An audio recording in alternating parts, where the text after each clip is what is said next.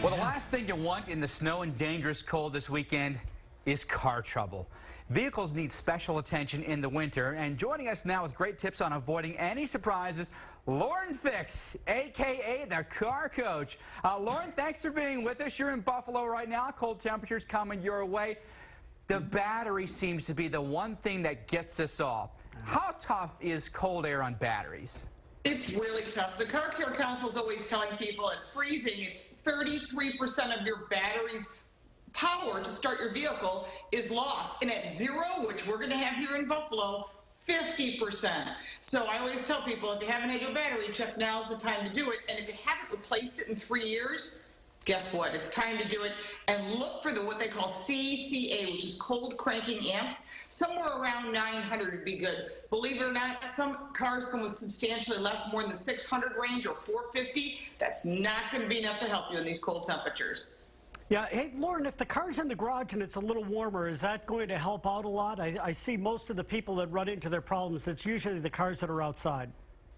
Right. If your car is outside, one thing is don't park into the wind. The last thing you want is that snow and ice and wind to be blowing right through the radiator, so back up to the wind. The other thing is if you have it in a garage, remember you're going to go outside at some point, maybe to go to the grocery store to get some supplies. You're probably going to want to do the same thing. Try to park where the building is blocking it, because either way, you're still putting your battery under stress. So if you think, oh my gosh, I don't know what I'm going to do, my battery's dead, you can get a jump starter like this one. Make sure to look for 900 amps or more. If you've got a big pickup truck, this is not going to do it. You're going to have to look for a much bigger unit, because I tried that on my big truck and it didn't work. All right, so Lauren, what can we do? Besides how we park our vehicles, there's some kind of maintenance we can actually do physically on our car? Yeah, it's really easy. There's a negative and a positive battery post, and if they're corroded, you can get an old toothbrush, some baking soda and water, and just clean up around it. You want to make sure the connections are tight and they're clean, and that you can do if you have a garage. If not, find your favorite ASE certified technician and have them do it for you. It'll only take a few minutes, but it won't leave you stranded on the side of the road. All right, so Lauren, let me ask you though, I hear a lot about engine block heaters, oil pan heaters. Are these good options for people in cold climates?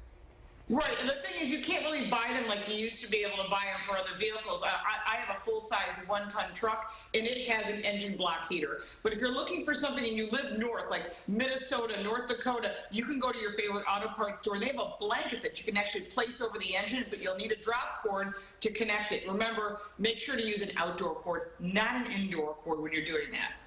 And Lauren, I had a question about electric cars. All the new electric vehicles that are out, the hybrid vehicles. Yeah. Is there any special precautions you need to take, and are they more difficult to start in the winter?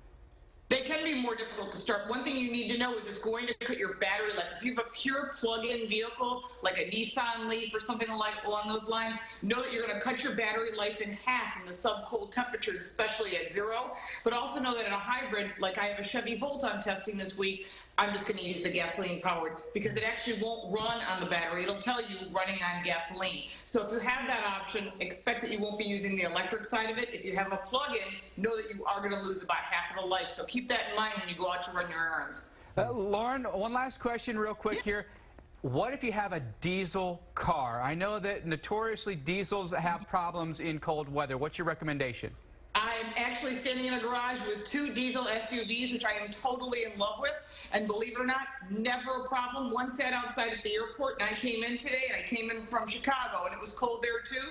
No problems. It's got what's called a glow plug, and they now respond so quickly you don't even realize it's a diesel. So if you have a current diesel vehicle since 2000, you won't even notice the difference. Good stuff. Technology helps us out, does it not, right? Lauren Fix joining us this evening from Buffalo. Lauren, thank you so much, and hopefully none of us run into car problems this weekend. I hope not.